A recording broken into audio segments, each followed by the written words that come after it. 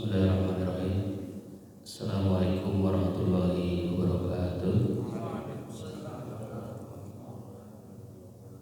Alhamdulillahilladzi hadana li hadza wa ma kunna linahtadiya laula an hadana Allah. Asyhadu an la ilaha illallah wa asyhadu anna Muhammadan abduhu wa rasuluh la nabiyya ba'dahu. Allahumma shalli wa sallim ala nabiyyina syafi'ina wa qurrati a'yunina wa maulana Muhammad sallallahu alaihi wasallam wa alihi wa sahbihi wa tabi'in bi ihsan ila yaumil Bapak-bapak, para sesepuh, para hujjaj dan Bapak rahimahullah. Alhamdulillah kita dikaruniai kesehatan, keinginan dan niat baik untuk terus menjalankan perintah Allah Subhanahu wa taala untuk sholat berjamaah dan menuntut ilmu di masjid yang kita cintai. Saya ini pakai ini ya, sama aja, sama aja.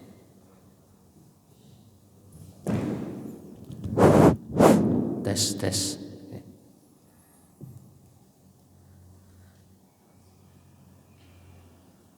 Ini diantara tema yang sering saya bahas itu berkaitan dengan Islam rahmatan lil alamin. Jadi ini bunyi Al-Quran surat Al-Anbiya. Bismillahirrahmanirrahim. Wa ma arsalnaka illa rahmatan lil alamin. Dan kami tidak mengutus engkau Muhammad melainkan untuk menjadi rahmat bagi seluruh alam. Ini sering kita dengar. Ayat ini sering kita dengar. Narasi dan ungkapan sering kita dengar. Tapi bagi saya secara pribadi, saya berulang kali membaca ini, kemudian merenung-renung. Ini saya membayangkan cerminan keluar biasaan Nabi Muhammad SAW dan cerminan keluar biasaan agama Islam. Para mufassir, Imam Qurtubi, Suyuti, As-Sabuni, termasuk juga Imam Az-Zawji, Ibnu Qayyim Az-Zawji itu menafsirkan apa sih yang dimaksud dengan rahmatan itu. Rahmat itu sering kita dengar, ada nama rahmat, ada rahmat, ada mamat dan seterusnya. Apa rahmat itu? Dan kita juga sering mendengar rahmat itu diantaranya ditafsirkan sebagai kasih sayang, terutama itu. Bahkan Al-Mukarram Ustadz Abdus Somad menafsirkan diantaranya bahwa Allah itu memiliki 100 kasih sayang. Hanya satu yang diturunkan ke bumi ini, dan itulah yang membuat jangankan manusia, binatang saja, binatang buas seperti harimau itu tidak memangsa anaknya. Ular tidak memangsa telurnya. Anjing tidak menggigit anaknya. Kucing, apalagi manusia. Maka ketika manusia ada yang bahkan membunuh anaknya seperti zaman jahiliyah dan mungkin zaman sekarang juga, itu berarti lebih rendah kualitas dirinya dibanding binatang. Dan karena kasih sayang Allah itulah manusia bisa saling menyelamatkan satu dengan yang lain. Binatang tercipta keberlangsungan keturunannya, alam semesta terjaga. Maka ketika terjadi pertentangan, perselisihan, pertempuran yang saling membunuh satu di yang lain, berarti kehilangan rahmat itu, kehilangan kasih sayang itu. Bahkan kemudian saling konflik, bukan cuman Islam dan non-Islam, tetapi antar Islam. Berarti ada problem di penerapan apa yang disebut dengan wa ma arsalnaka illa rahmatan lil alamin. Para mufassir menafsirkan rahmat itu adalah kasih sayang, rahmat itu adalah kebermanfaatan, rahmat itu adalah keselamatan, rahmat itu adalah kebahagiaan. Salah satu yang kemudian ditafsirkan bahwa rahmat itu adalah Nabi itu sendiri, Nabi kita Muhammad SAW. Karena dengan keberadaannya tatanan peradaban manusia itu menjadi lebih beradab. Bahkan khutbah wada, khutbah terakhir Nabi sebelum kemudian beliau wafat, itu dipandang sebagai landasan dibangunnya hak asasi manusia yang dipegang teguh oleh PBB dan oleh bangsa-bangsa di dunia, termasuk Amerika. Luar biasa betul itu. Itu rahmat itu. Apa isi khutbah wada itu diantaranya? Kurang lebih, wahai manusia,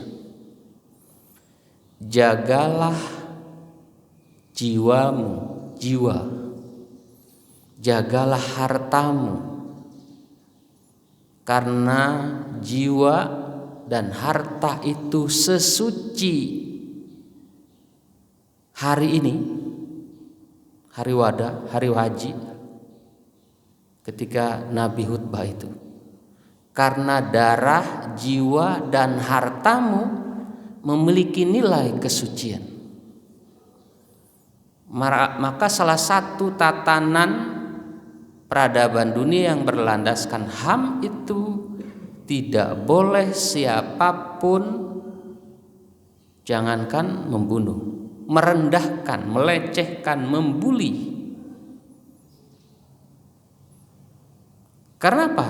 Karena kalau tidak dihargainya HAM yang berdasarkan rahmatan, itu akan menimbulkan problem. Termasuk kasus yang terakhir adalah pesantrennya kiai saya. Dan di pesantren saya juga terjadi juga apa yang disebut dengan bullying, kekerasan, sampai kemudian menimbulkan korban. Bahkan saya membayangkan betapa Nabi Muhammad itu sebagai rahmat. Jadi Nabi itu dipertafsirkan sebagai rahmat, dan Nabi kemudian membawa agama Islam. Agama Islam itu sebagai rahmat. Salah satu yang luar biasa kemudian ditafsirkan oleh para sosiolog modern, Nabi Muhammad itu pernah menciptakan apa yang disebut dengan piagam Madinah, disebut dengan mitsaq, perjanjian Madinah, disebut juga dengan istilah konstitusi Madinah. Apa itu? Itu adalah undang-undang dasar dibentuknya sebuah negara yang disebut dengan Madinah. Negara apa itu? Bukan negara khilafah itu, negara kebangsaan. Apa yang dimaksud dengan negara kebangsaan? Sebab di dalam sejarah ditulis, nanti kita bercerita betapa hebatnya Nabi kita ini, rahmatan ini. Jadi Nabi itu kan pendatang di Yathrib itu. Nama Madinah itu sebelumnya Yathrib. Nabi diundang oleh suku Aus dan suku Khazraj Karena mereka konflik terus, habis-habisan, mereka kecapean, harta habis, jiwa habis, mengundanglah Nabi untuk datang ke Yatsrib. Kebetulan momentum itu orang-orang Islam terus dianiaya oleh para pembesar kafir Quraisy ya di Makkah. Hijrah Nabi ke Yatsrib.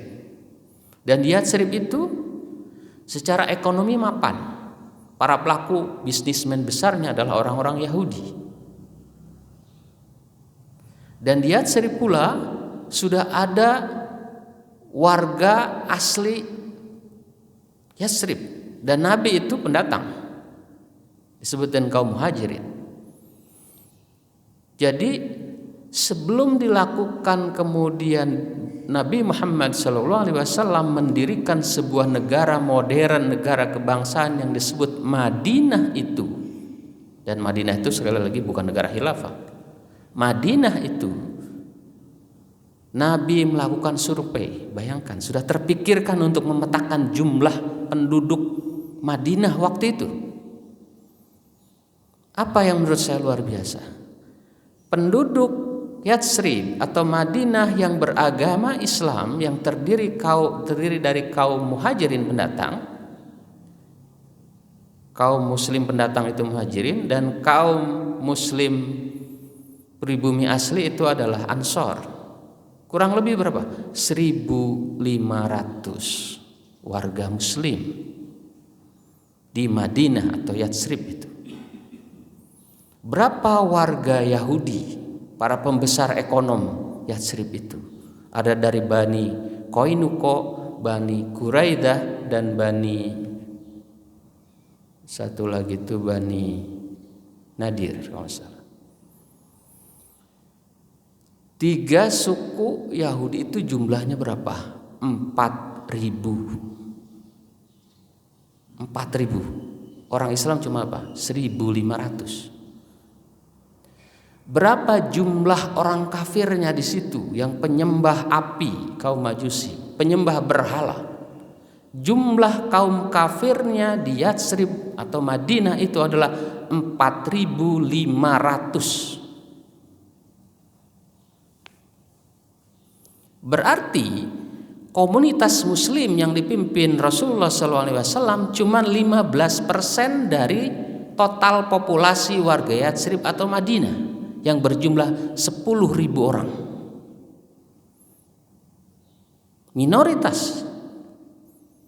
Tapi kenapa Nabi Muhammad SAW memimpin kaum muslimin yang minoritas itu, membuat negara Madinah berlandaskan nilai-nilai Islam? Itu yang menurut saya harus diperhatikan. Jangan klaim khilafah dan salam macam. Apa yang membuat Nabi kalangan minoritas mampu memimpin sebuah negara berlandaskan nilai-nilai agama Islam? Kita tahu, tentu saja Nabi Muhammad bukan sekedar manusia biasa, dia adalah manusia agung yang diutus Allah Subhanahu wa taala. Tetapi pada saat yang sama Nabi Muhammad sallallahu alaihi wasallam itu menunjukkan kreativitas, leadership, visi kenegarawanan sebagai manusia. Kita tahu ciri Nabi itu adalah siddiq, pasti benar, selalu membiasakan diri untuk benar. Siddiq, yang kemudian amanah. Terkait dengan amanah ini, Nabi Muhammad SAW di tengah tatanan masyarakat jahiliyah Mekah, kafir Quraisy itu, Nabi dikenal sebagai sosok al-amin, sosok pribadi yang terpercaya. Karena kehebatan Nabi itulah Nabi dipandang sebagai orang yang paradok. Bagaimana dia tumbuh besar menjadi pribadi yang berintegritas tinggi, yang bisa dipercayai bukan cuma oleh orang Islam, tapi termasuk oleh orang-orang kafir. Ketika para pembesar saudagar mau berjualan ke Syam, Syria, nitip barangnya ke siapa? Kepada Nabi Muhammad sallallahu alaihi wasallam.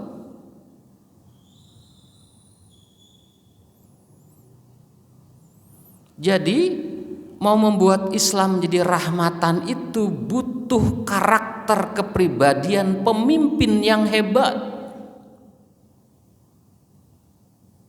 Pemimpin yang terjaga mulutnya. Pemimpin yang dipercaya oleh publik mayoritas.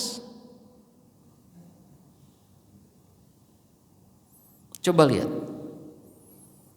Ketika terjadi banjir besar di Makkah, kemudian Ka'bah rusak dan segala macam, itu dilakukanlah perbaikan masjid dan Ka'bah itu, sehingga Hajar Aswad, ya, Hajar Aswad itu harus diletakkan kembali pada posisi semula. Masing-masing suku di Makkah ketika itu, masyarakat Makkah jahiliyah waktu itu egonya sangat tinggi, sedikit-sedikit bisa perang urusannya, ya. Urusan kesenggol dikit bisa perang, saling bunuh-bunuhan dan seterusnya, dan itu berlangsung terus-menerus. Nah, sekarang ada sebuah momentum setelah kemudian Ka'bah itu diperbaiki, Hajar Aswad yang mulia sejak lama itu, termasuk di kalangan kafir Quraisy itu, ini siapa yang berhak, orang yang terhormat yang berhak untuk meletakkan Hajar Aswad kembali pada posisi semula. Semua ribut dan hampir perang karena merasa masing-masing ingin menunjukkan kabilahnya atau klannya, kelompoknya sebagai kelompok yang terhormat. Masing-masing kekeh ingin kabilahnya lah atau pemimpin kabilahnya lah yang berhak untuk meletakkan kembali Hajar Aswad di posisi yang semula. Sudah siap perang, karena tidak ada yang mau mengalah. Masing-masing punya hak, merasa punya hak untuk meletakkan itu. Maka kemudian ada inisiatif dari salah seorang tokoh yang bernama Umayyah bin, lupa saya namanya, Umayyah bin apa gitu. Kemudian Umayyah bilang, begini saja para pembesar Makkah yang saya hormati, karena masing-masing kalian merasa punya hak untuk meletakkan Hajar Aswad di Ka'bah, maka kita kurang lebih kita undi saja. Barang siapa nanti yang masuk lebih dulu ke Ka'bah ini, ke sekitaran Ka'bah ini, maka dialah yang berhak untuk meletakkan Hajar Aswad itu. Maka disepakatilah itu. Semua para pemimpin itu bersepakat. Oke. Ternyata di kemudian hari yang memasuki wilayah pertama kali,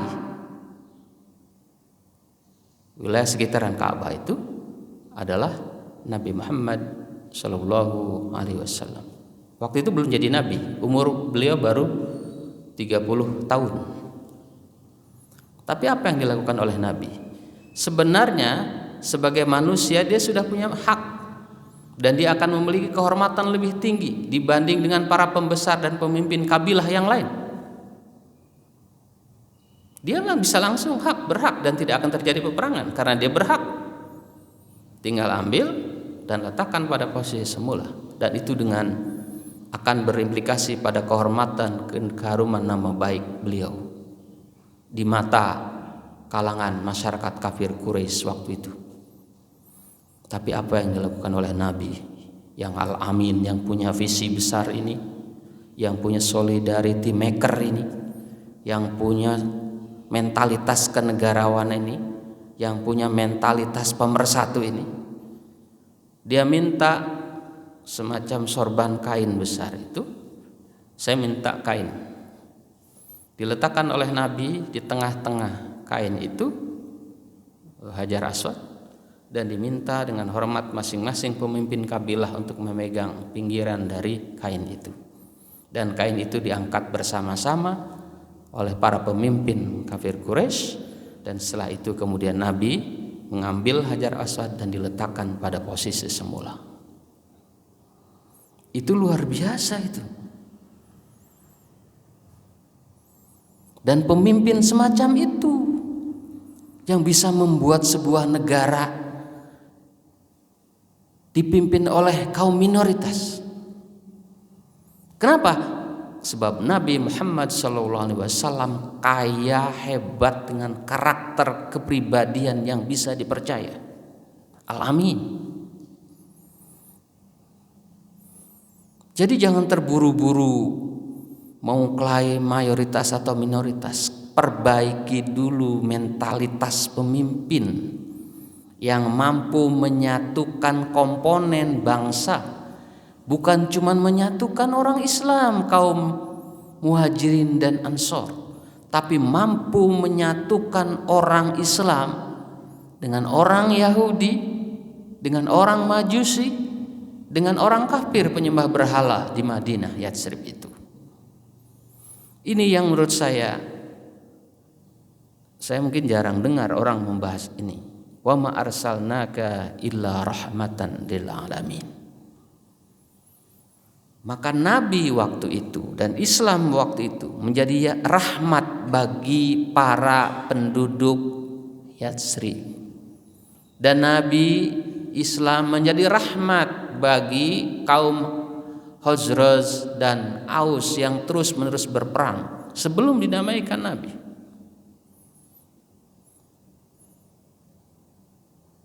Dan Piagam Madinah ini dipandang sebagai konsepsi negara demokratis pertama di dunia.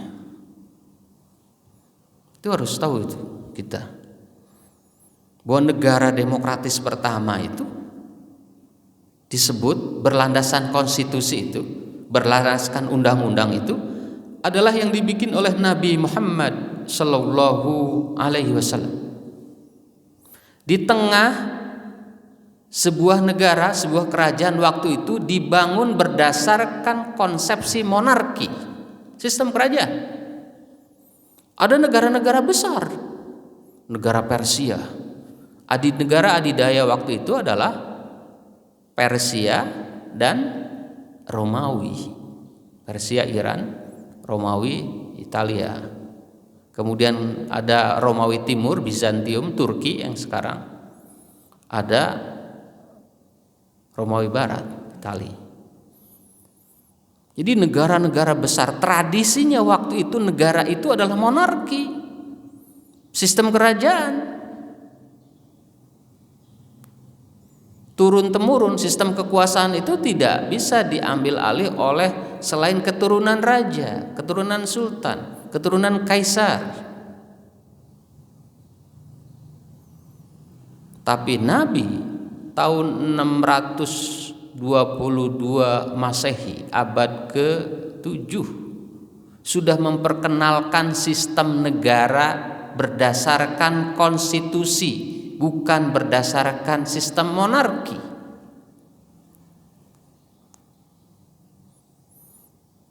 Ini umat Islam mungkin lupa, hanya bicara khilafah, khalifah dan seterusnya. Nabi membuat negara berkonsepsi konstitusi. Jadi Piagam Madinah itu diciptakan, dirumuskan sepenuhnya isinya Nabi Muhammad yang mengkonsep. Tetapi kalangan warga penduduk non-muslim dilibatkan dalam kesepakatan itu. Di antaranya yang menarik di situ bahwa orang kafir dan orang Yahudi mendapatkan perlindungan yang sama, termasuk selevel dengan orang Islam. Tidak boleh berkhianat, tidak boleh membunuh, tidak boleh bersikap tidak adil, sama diperlakukan sama. Semua harus berlandaskan pada konstitusi itu. Di antaranya kita lihat konstitusi Madinah itu.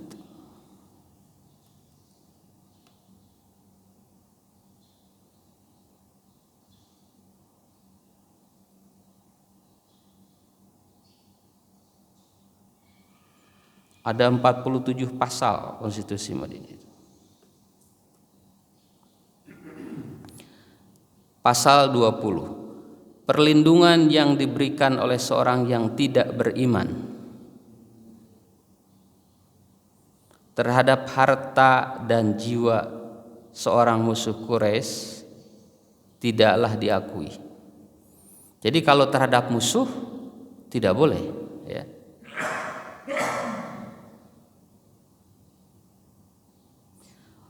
Pasal 21. Barang siapa yang membunuh akan seorang yang beriman dengan cukup bukti atas perbuatannya harus dihukum bunuh atasnya, kecuali kalau wali keluarga yang berhak dari sisi terbunuh menerima ganti rugi dan seterusnya.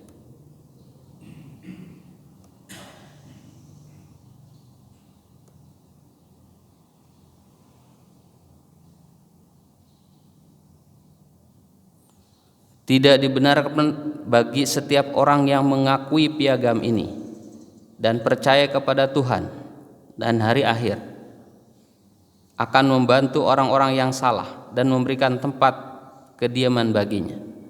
Jadi orang beriman tidak boleh karena melindungi seseorang karena berdasarkan iman. Ya, kalau dia salah tetap harus ditindak.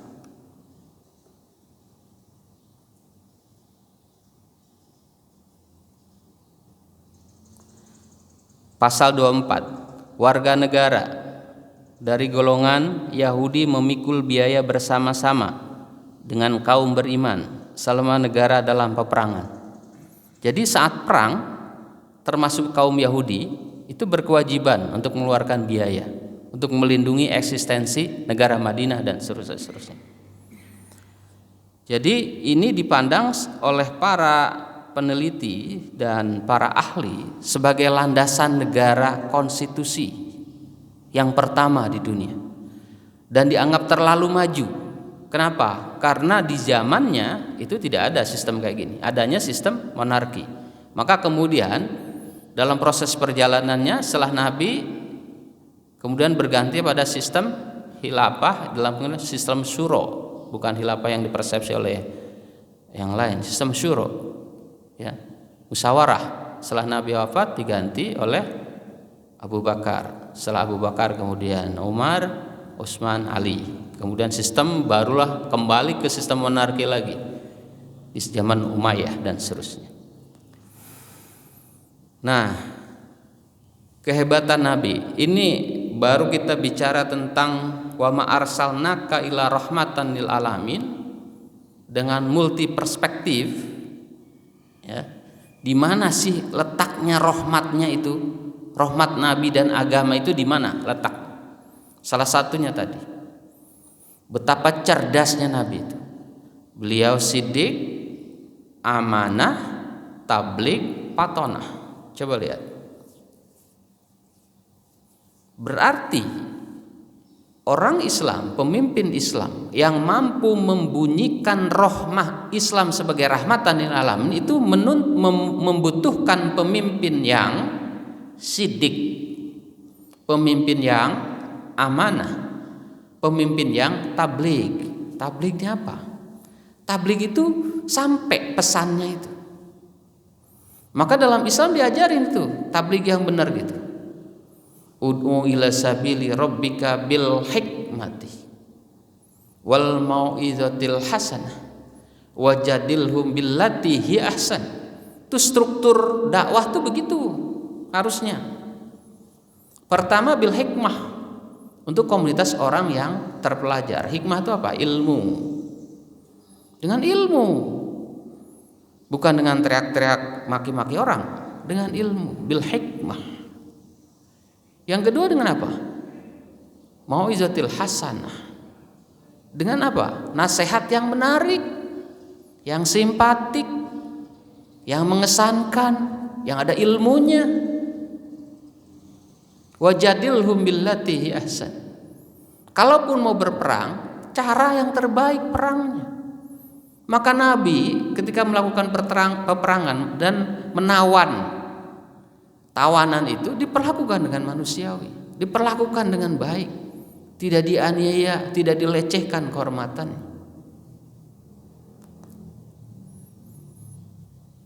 Ini problem. Ada orang yang merasa mengaku membela agama, tapi pada saat yang sama melanggar agama. Nabi bilang, taraktu fikum amroini lan tadilu abada wa in tamassaktum bihima, kitabullah wa sunnat rasul. Itu disampaikan di saat khutbah terakhir Nabi, di khutbah wada itu. Jadi umat Islam dibilangin, wahai umat Islam, wahai umatku, kalau kalian gak mau tersesat, pegang dua. Apa? Al-Quran. Yang kedua apa? Sunnah Nabi, kebiasaan Nabi, sikap Nabi, tindakan Nabi, omongan Nabi, yang kemudian diteruskan oleh para sahabat dan tabi'in. Nabi ajaran agama gak boleh maki-maki. Ini maki-maki berarti melanggar apa yang diwariskan Nabi. Tabligh itu di ajaran kita diantaranya adalah ada sebut dengan kaulan sadidan, menyampaikan sesuatu dengan benar. Ada yang disebut dengan kaulan ma'rufan, berdakwah dengan mengusung nilai-nilai kebaikan universal, bukan cuma baik menurut kita, tapi baik juga menurut orang lain. Ada kaulan maisuro. Apa itu? Dakwah dengan simpatik. Bukan orang setelah dengar dakwah mau perang, dengar dakwah jadi panas hatinya, tidak tenang, memusuhi, mengkafirkan orang, menganggap kita paling suci, yang lain tidak berhak masuk surga. Ini repot. Itu bukan balighon, itu bukan tabligh itu. Karena apa? Karena melanggar apa yang diwariskan Nabi, Al-Quran dan Al-Hadis. Kaulan sadidan, kaulan ma'rufan, kaulan maisuro. Ya, itu cara-caranya begitu harusnya. Belum lagi kita kalau bicara bagaimana kecerdasan Nabi saat hijrah itu. Saya sebenarnya ingin dengar itu orang bahas itu. Bagaimana canggihnya Nabi. Bukan cuma Nabi itu dibantu oleh Allah, tetapi ada kreativitas berpikir dari Nabi Muhammad SAW. Hijrah itu oleh Nabi didesain betul dengan otak yang cerdas.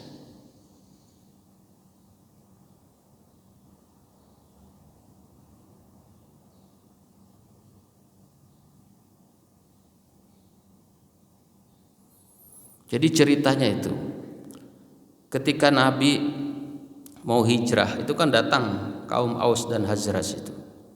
Kaum Aus dan Khazraj itu minta, karena di Yatsrib itu dikenal ada orang hebat tuh di Makkah itu, yang bernama Muhammad, yang dia dipercaya bukan cuma oleh kalangan dirinya, tapi dia dipercaya oleh para musuhnya. Maka orang Khazraj sama Aus itu ingin mengundang Nabi ke Yatsrib supaya bisa mendamaikan peperangan yang mereka lakukan sudah puluhan ratusan tahun, yang menghabiskan waktu dan biaya, jiwa dan seterusnya. Kaum Khazraj dan Aus itu semula datang sekian ke Makkah menemui Nabi, belasan kemudian puluhan dan seterusnya.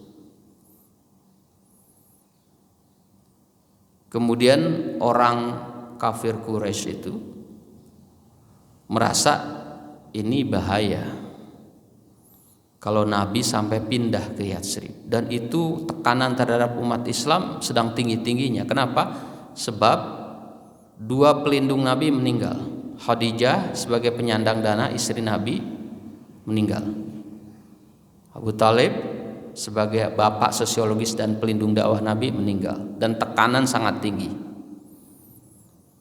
Maka orang-orang pembesar kafir Quraisy cemas, jangan sampai Nabi Muhammad, jangan sampai Muhammad ini pindah ke Yatsrib, sebab kalau tidak dia akan membangun negara dan kekuatan besar, nanti bisa menyerang balik kekuatan kita di Mekah. Maka mereka sidang, para pemimpin itu di Aula Bani Nadwa kalau nggak salah. Para pembesar pertama yang mengusulkan Abu Aswad namanya, kumpul rapat di sebuah ini gimana nih? Ini Muhammad ini mau diundang oleh kaum Khazraj dan Aus ke Yatsrib. Ini berbahaya. Kalau Muhammad nanti diundang dan datang ke Yatsrib, dijadikan pemimpin besar oleh mereka dan mereka membangun kekuatan, mereka akan menyerang balik kita. Ini berbahaya. Apa yang harus dilakukan? Saya usul, kata Abu Aswad. Apa? Penjarakan Muhammad sampai dia mati. Gimana? Pendapat yang lain, wah, kalau dipenjarakan bisa jadi nanti kekuatan Muhammad mengumpulkan kekuatan besar, tiba-tiba mereka menyerang Muhammad, gak bisa. Saya usul, kalau nggak salah Abu Bukhari itu usulannya, biarkan Muhammad pergi dan terlunta-lunta di jalan, biarkan dia mati. Kata yang lain, nggak mungkin Muhammad mati, pasti banyak penolongnya. Akhirnya orang yang paling pintar saat itu Abu Jahal. Abu Jahal itu sebenarnya kebalikan dari nama julukan yang diberikan Nabi. Orangnya pintar, Abu Hakam, orang paling cerdas. Jadi kalau masyarakat Mekah waktu itu ada masalah, datangnya gitu, Abu Hakam itu, gitu, ya, datangnya ke dia, minta solusinya ke dia. Itu orang hebat itu, Abu Jahal itu. Jahal itu karena dia kontradiktif, ya. Jadi urusan akidah akhlaknya gak pintar. Begini saja kata Abu Jahal, begini saja, bunuh Muhammad. Solusi yang pertama dan kedua tidak mungkin dan tidak bermanfaat dan berbahaya bagi eksistensi kita. Maka yang lebih tepat bunuh Muhammad segera. Akhirnya mereka bersepakat, mengumpulkanlah para prajurit untuk membunuh Nabi Muhammad SAW. Nabi Muhammad mendengar situasi itu sangat genting. Itu udah kayak rapat PKI itu ya, mau menculik para jenderal itu.